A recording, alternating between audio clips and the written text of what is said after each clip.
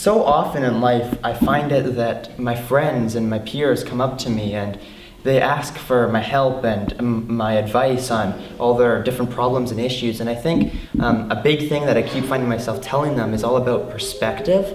And I think the same thing goes with diversity, that perspective is something that is very important when it comes to defining diversity, because it's not just about your traits, but it's also about like variety and mixture and everyone being different from each other.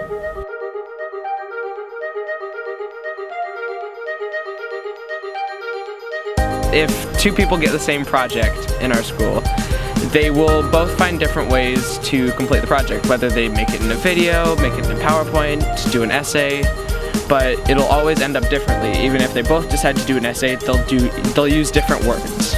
There's one beetle in particular who is devastating forests because it's destroying the trees. It's only that one spin-off of the species of beetle that is really having that much of an impact. The way that the Bible sees diversity is that even though everybody's different and we all have different backgrounds, different ideas, and different everything from one another, God still sees us as beautiful, no matter who we are.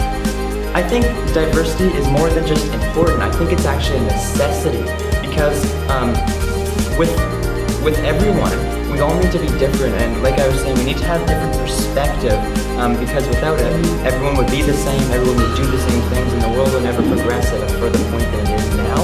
And so I think we need to be biologically diverse so that we can discover new things and the world can really grow the way it is.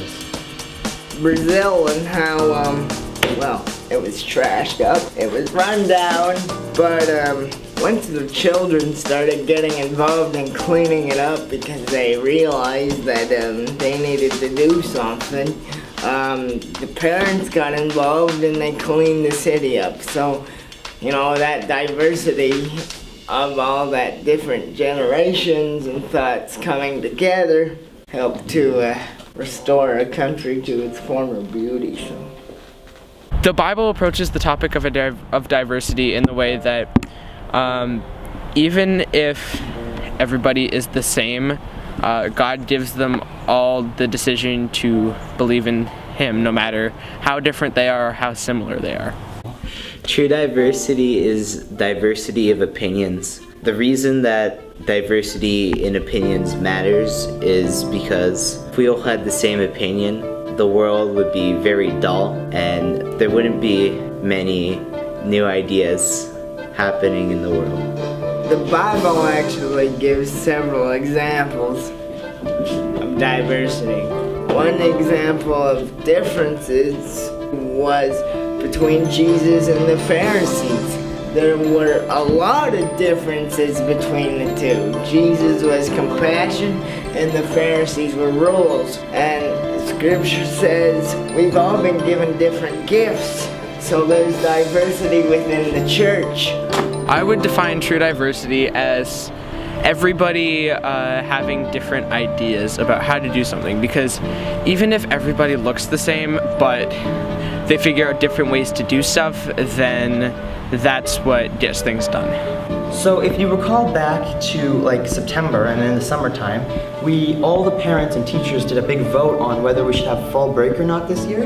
And I think you can kind of really see diversity within an example like that, because everyone has different opinions, and so we have to do things like a vote, and you can tell that really that means that everyone has to be kind of diverse. Diversity is important in animals because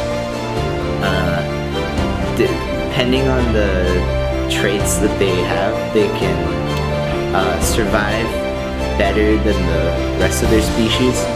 So if there was a seagull and it was larger than the other seagulls, it would be able to fight for its food better than the rest of them, and would have easier access to food because of that, and would likely live on to pass down its genetic traits